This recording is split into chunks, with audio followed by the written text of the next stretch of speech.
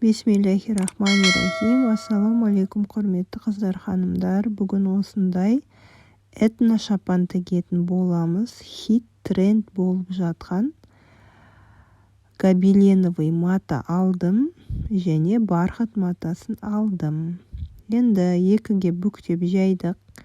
1/30 бұның ұзындығы және ені де 1/40, 1,5-ға жетпейді екен. Алдыңғы бөлік және артқы бөлікті пішіп алдым. Менің каналымда бар, қалай лекалы сызу керек, соны көріп алсаңыздар, осындай стандарт лекаламен піше берсеңіздер болады. Алдыңғы, артқы және падбордты пішіп алдық. Түзуледік барлық жерін. Иығындағы выточкиін екінші жаққа көшірдік. Барлық выточкиді жақсылап көшіреміз. Көкірек выточкиін, иық выточкиіне, белге выточки керек болса, белін выточкиін. Осылай арғы бетке міндетті түрде инелерді қыстырып көшіреміз. Сонда өзіңізге оңай болады тігуге.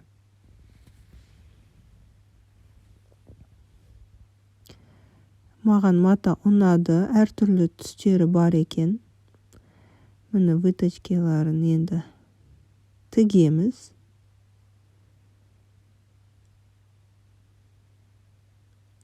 Өте ыңғайлы мата екен. Сәл қатты болмаса, бірақ енді гобеленовый болған екен. Міне 2 выточкиін тіктім. Жақсылап үтіктейміз. Әр тігісті үтіктеп отырсаңыздар, өте аккуратный шығады. Тігістерінде на ширине лапки тіксеңіздер, тоже аккуратно шығады. Мына көкіректің выточкиі. Осы жерді тігіп шығам. И жақсылап үтіктейм. Міне тіктім, үтіктедім. Суреті де, түсі де маған өте қатты ұнады бұл матаның. Жанына тігістерін тіккен кезде, мұны осылай бір-біріне сызықтары келетін болса, супер аккуратно шығады. Осылай тігіп шығамыз. Міндетті түрде бір-біріне сызықтары, суреттері келсіне. Енді барх матасын алдым. Бұл да ені 1/10, 1 метр алдым. Жеңін пішіп аламыз. Және капюшон. Иығын қосамыз. Екі жанының тігісін қосамыз. Жақсылап үтіктейміз. Мынау жеңі, міне жоғарғы жағынан және астыңғы жағынан сборка жасаймыз. Түзу тігіс тігіп, сборкаға жинаймыз.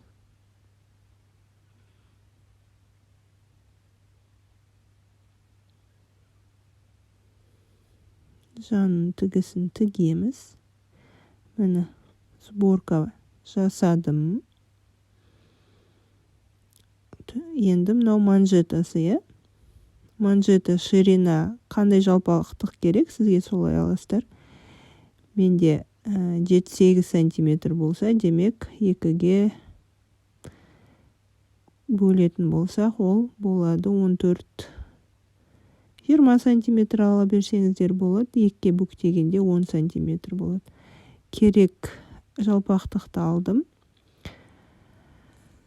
Міне қолтық ойындысына қосып алдым жеңімді.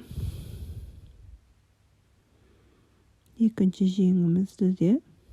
Міне осылай шықты. Жең қосу білетін шығарсыздар, алдындағы видеоларда қанша видеолар бар, соларды көресіздер ғой. Міне бірінші шетін тігем, жанын манжетін. Одан кейін оң қаратам. И жеңнің өзіне тігеміз манжетті.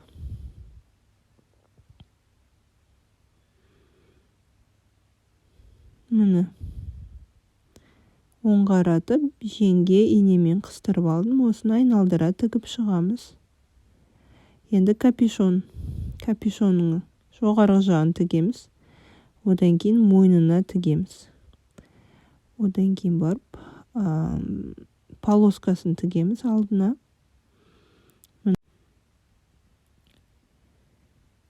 Енді мына полоскасын тігетін боламыз. Бұның да жалпақтығы 7-8 сантиметр, значит 15-16 сантиметр алып, екіге бүктегенде 7-8 сантиметр болады. Екі бүктеп тігіп шығамыз. Тігісі тартылып қалмау керек. Тартып отырып тігіңіздер, я. Барқыт өте капризный мата.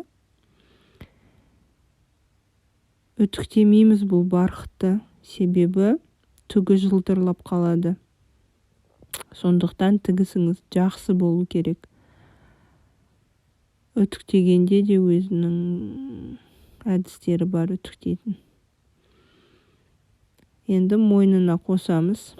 Капюшонымыз артық болып жатса, складка жасаймыз. Мен осылай складка жасап шығамыз. Екі жағына бірдей жасап, инемен қыстырып, сосын тігіп шығамыз. Сонда біздің капюшонымыз, мені қараңыздар, қанша складка шықты. Зато төгіліп әдемі үлкен капюшон болып тұрады. Мені қараңыздар, қанша сборка жасадым, я складка жасадым. Енді астарымызды пішеміз. Басында пішіп алуға да болады. Подбордын қойып, алдыңғы бөлігіне подбордтың орнын пішпейміз, я. Артқы бөлік және алдыңғы бөлік подбордымызды қойып пішіп шығамыз. Жанының тігісі. Мені подбордқа осылай тігеміз. Алдыңғы бөлікті подбордқа тігеміз. Мені тігіп шықтым. Үтіктейміз. Әр тігісті үтіктеп отырамыз. Мені тігілген капюшонымыз.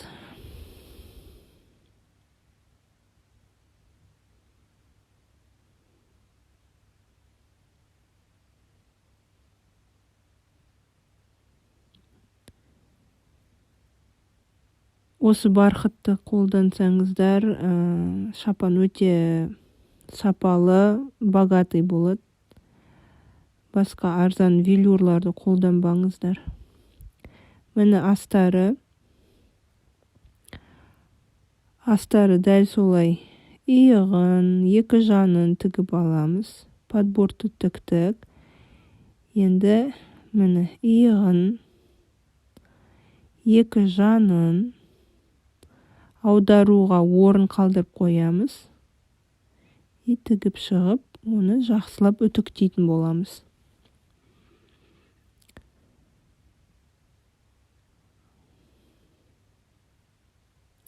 Арзан барқыттарды немесе велюр қолданатын болсаңыздар, шапанның качествосы да түрі де богатый болмай қалу мүмкін. Сондықтан осы барқытты қолданғандарыңыз дұрыс. Жеңін бір-біріне тіктім. Капюшонына тіктім.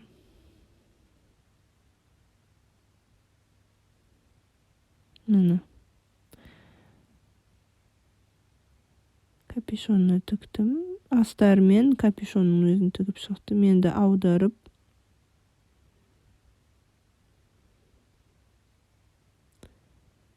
подбордын, мойнын полный айналдыра инемен қыстырып, одан кейін тігіп шығамыз, я. Екі алдыңғы бөлікті бір-біріне қосамыз, я.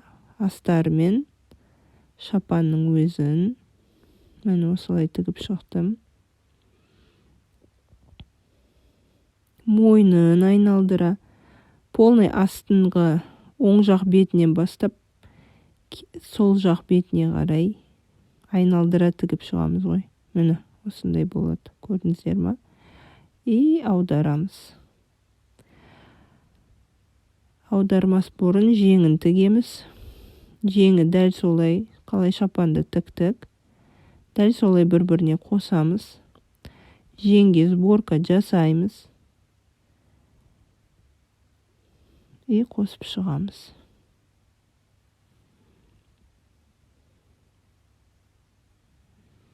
Айналдыра. И екінші жағында айналдыра. Міне осылай. Манжетіне де қостым. Сборка жасап, сразу қосып шықтым. Жай ғана видеоны көріп отырғанда түсініксіз болуы мүмкін, бірақ жұмысты орындап отырған кезде бәрі түсінікті болады деген ойдамын. Мені қараңыздаршы, қандай әдемі болып шықты. Түсі де әдемі, суреті де әдемі. Өзіме қатты ұнады.